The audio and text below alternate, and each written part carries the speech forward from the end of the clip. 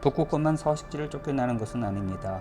사람들 역시 기후변화로 인해 대대로 살아온 삶의 터전을 옮겨야만 합니다. 과연 이들은 어디로 가야 할까요? 또 어디로 갈 수 있을까요? 기후변화 5번째 이야기는 이들 기후난민에 대해서 이야기해 보려고 합니다. 2008년 유엔 총회에서 키리바시 아누테통 대통령의 연설이 있었습니다. 키리바시라는 이름도 생소한 나라의 대통령 연설이었지만 그 연설이 국제사회에 던진 울림은 무척이나 컸습니다.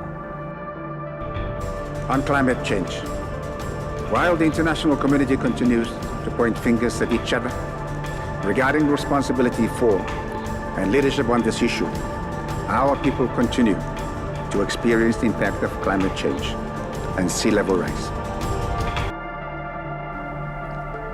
키리바시는 태평양 한가운데 16개의 섬들로 이루어진 인구가 12만 명에 불과한 작은 섬나라입니다. 하지만 세계에서 가장 먼저 태양이 뜨는 나라로 아름다운 바다와 함께 그림 같은 풍경을 자랑합니다. 그곳에는 또한 자연이 주는 은혜에 감사하며 수천 년을 살아온 평화롭고 순박한 사람들이 살고 있습니다. 그런데 이 아름다운 나라 키리바시가 지구온난화로 인해 사라질 첫 번째 국가가 될 것이라 합니다. 키리바시 국토는 평균 고도가 해발 2m에 불과하다고 합니다.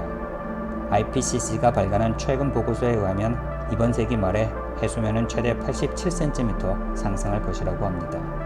이에 따라 키리바시는 이번 세기 안에 섬의 상당 부분이 침수될 것으로 예상됩니다. 이미 키리바시 주민들은 기후변화로 인해 많은 피해를 입고 있습니다. 해안 침식이 심각하게 진행되어 1999년에는 이미 무인도 2개가 물에 잠겼습니다. 해수면의 상승과 함께 빈발하는 태풍, 그리고 강수량의 감소로 염해 피해 역시 늘어나고 있습니다. 식수원인 지하수가 소금물로 바뀌고 경작지도 줄어들고 있습니다. 주민들은 해안가의 모래주머니로 제방을 쌓거나 맹그로브를 심으며 갖은 노력을 하고 있습니다. 하지만 그런 노력들은 거대한 기후재앙 앞에서 임시 방편에 불과합니다. 생존을 위해 키리바시 주민들이 선택할 수 있는 최선의 길은 다른 나라로의 이주밖에 없어 보입니다. 그런데 여러분은 아시나요? 키리바시는 전 세계에서 온실가스 배출량이 가장 적은 국가들 중 하나라는 사실을 말입니다. 그럼에도 기후변화의 영향으로 가장 큰 피해를 입는 국가가 되었습니다. 이런 잔혹한 현실이 너무도 안타깝고 때론 이런 현실에 분노를 느낍니다. 제3자가 이럴진데 당사자들의 심정은 어떨까요? 2008년 아누테통 대통령의 잔잔한 연설이 실은 피 맺힌 절규였음을 뼈저리게 느낍니다. 삶의 터전을 떠나야만 하는 이들 키리바시 주민들을 우리는 기후난민이라 부릅니다. 기후난민이란 기후변화로 인해 가정, 일자리, 삶의 터전을 잃고 이주하는 사람들을 말합니다. 해수면 상승이 가속화된다면 저지대 섬나라들뿐만 아니라 세계의 해안 저지대에서 수많은 기후난민들이 배출될 것입니다. 몰디브, 투발루, 피지, 뉴기니 등의 섬나라들은 키리바시와 같이 전 국토가 26개에 직면하고 있습니다. 뿐만 아니라 인도네시아 자카르타, 미국의 플로리다와 뉴욕, 중국의 상하이, 일본의 도쿄, 오사카, 그리고 베트남의 메콩 델타와 호치민 등의 저지대 상당 부분도 물에 잠길 것입니다. 특히 이들 저지대는 인구 밀도가 높은 지역이기 때문에 앞으로 수천만에서 수억 명의 기후난민이 발생할 가능성이 높습니다. 이들 수천만, 수억 명의 기후난민들이 과연 어디로 갈 수 있을까요? 어느 국가, 어느 지역이 이들을 따뜻하게 받아들여 줄 수 있을까요?